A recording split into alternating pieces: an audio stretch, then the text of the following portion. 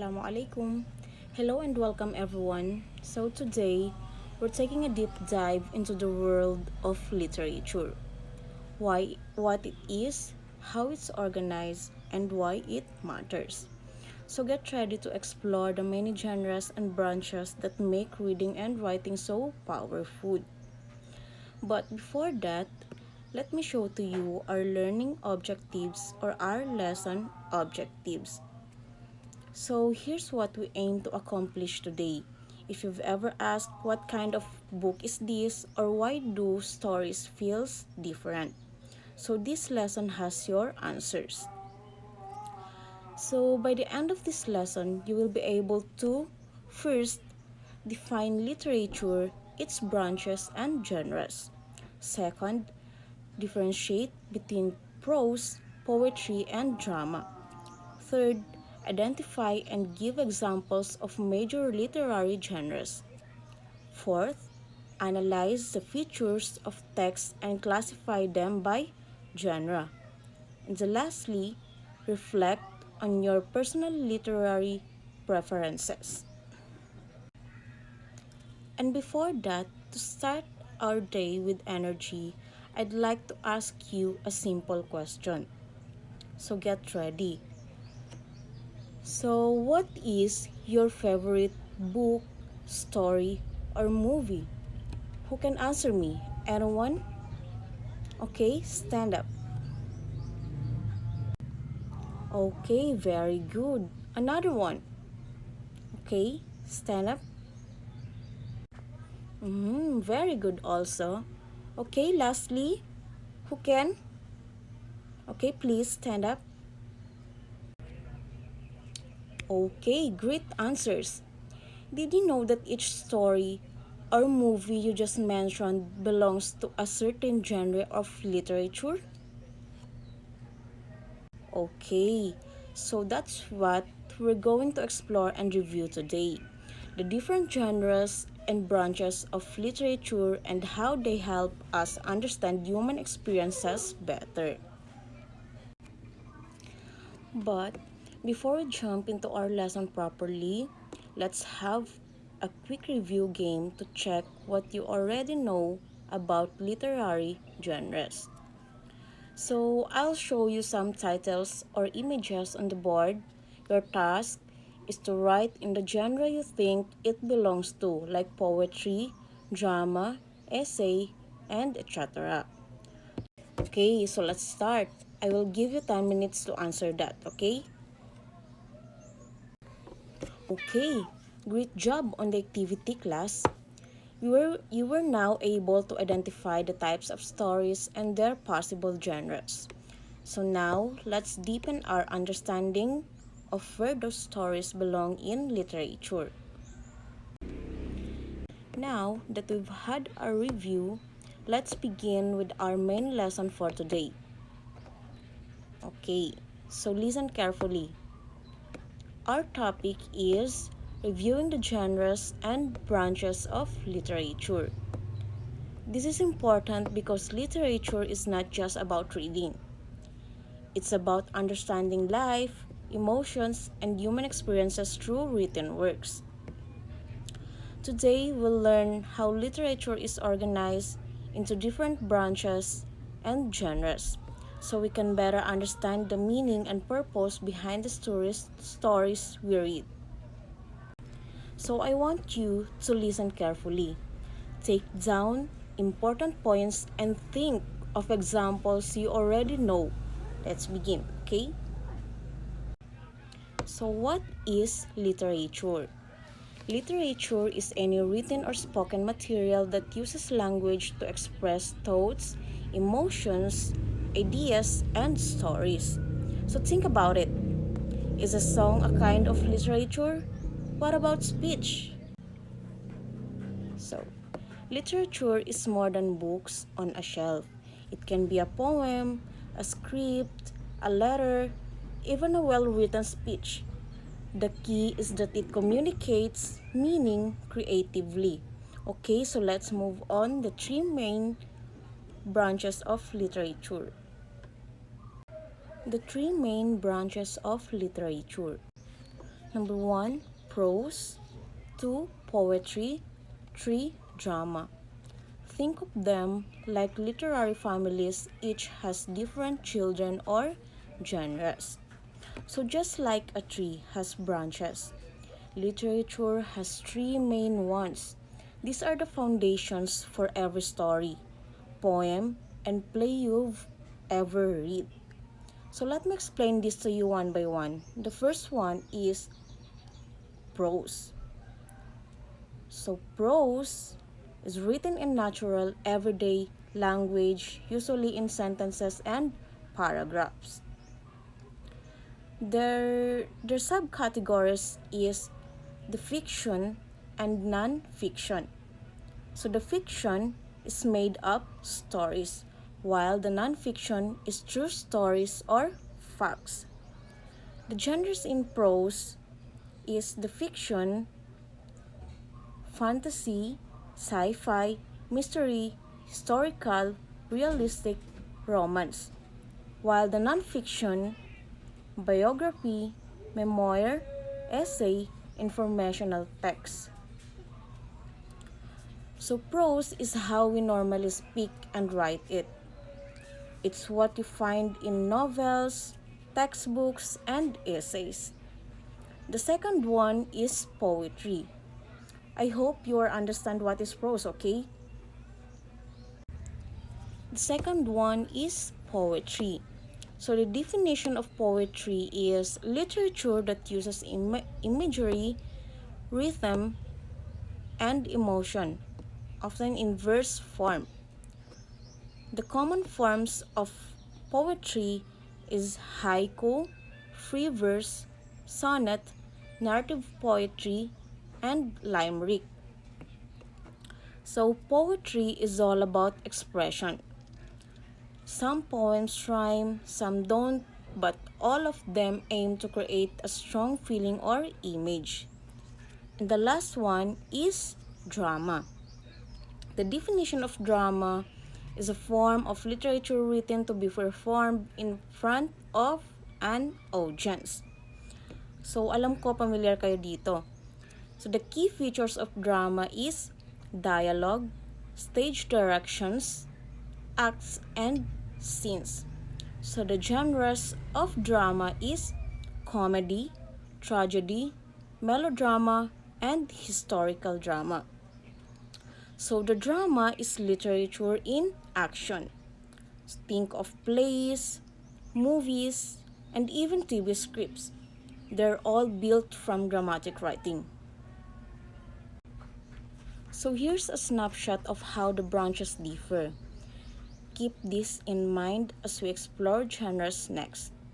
This chart will help you remember the differences between each branch and the type of text they include. So as we can see, literature is divided into two main branches, fiction and non-fiction. Under each branch, we have different genres, each with its own style and purpose. So in fiction, in the fiction branch, we have prose, like novels and short stories written in regular paragraphs. In poetry, which is written in verse form, often with rhythm or rhyme. In drama, which is meant to be acted out like in plays or stage performances. While the non-fiction, on the other hand, non-fiction includes biography, which tells the life story of someone written by another person. Autobiography, where the person writes about their own life. Essays, which share opinions or ideas in short form. And diaries or memoirs, which contain personal thoughts and experiences. So this chart is very helpful because it gives us a clear view of how texts are grouped. Understanding the genres and branches helps us read with more purpose and identify what kind of literature we're dealing with. So, I encourage you to keep a copy of this chart in your notebooks or portfolios. It's a great study guide when reading or analyzing literary works.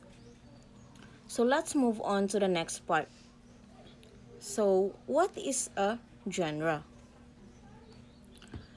Genre, a specific type of literary work grouped by similar characteristics or purposes.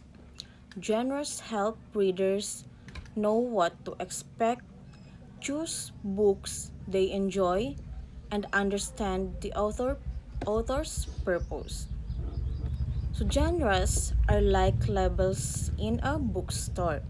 They tell us what kind of story we're about to read. So there are common genres in prose.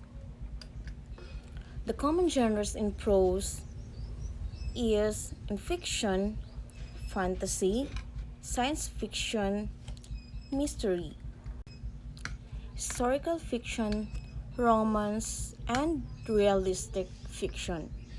While to the non-fiction, informational, biography, memoir, essay. So let's look closer at prose genres.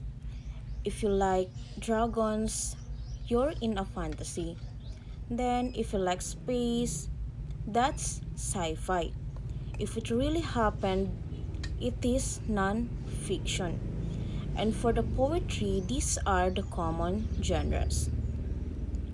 The common genres in poetry and their forms is the haiku, 5, 7, 5 syllables, nature themes, narrative poetry, which is tells a story, lyrical poetry, which is personal feelings, epic, long heroic poems, sonnet, 14 lines often about love. So poems come in many forms. A haiku is short but deep. An epic is long but heroic. Poetry packs big meaning in small spaces.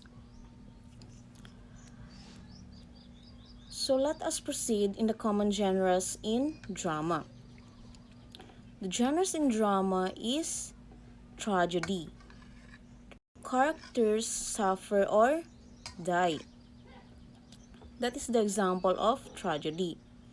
While in the comedy, light-hearted with happy endings. In the historical drama, based on real events. While in the musical, dialogue with music and song. So in drama, the genre often determines the mood. Tragedy is serious and emotional, while the comedies are designed to entertain and amuse. Did you understand? Any question or clarifications before we proceed to our task? Okay, so now let's begin in our task. Instructions is form groups of 4. Each group receives 3 text experts. Read and identify if it is branch, genre, justify your choice. So, for example, this text has dialogue and is meant to be act. So, it's drama. The ending is sad. It's a tragedy. So, you are now genre detectives. Read the samples, spot the clues, and figure out where they belong. So, prepare for 5 minutes, then proceed to the front for your presentation. Okay, very good everyone. I can see that you really understood the task. And now, let's pause and reflect. Literature is personal. What we like says a lot about us as readers and thinkers. So we have here on reflection questions. So think, pair, and share. So let me ask you, For the number one, what's your favorite genre and why? Who can answer me? Please raise your hand. Okay, nice one. Very good. And for the number two, which branch do you enjoy most? Who can answer me, everyone? Okay, please stand up. Okay, very good. How about the number three? Is it possible for a text to fit more than one genre? Anyone? Okay. Okay, thank you. Great job, class. Let's give a round of applause for everyone. You all did well. So now, let's see how much you remember. Grab a piece of paper or answer out loud. I will give you 10 minutes to finish that, okay? We have here 5 questions, so answer that quickly, okay? Okay, very good, everyone. So we have here the summary of our topic. We have here the key takeaways. The literature is divided into 3 main branches: prose, poetry, and drama. Each branch has its own genres. Genres help us organize and understand literature. Knowing genres makes reading more enjoyable. So, genres and branches help us explore the amazing variety of literature. So, you're now better equipped to read with purpose. So, that's all for today. But before you go, leave me a literary clue. What stuck with you the most today? So, make sure to finish your activity and you can submit it at our next meeting, okay? Class dismissed. Thank you.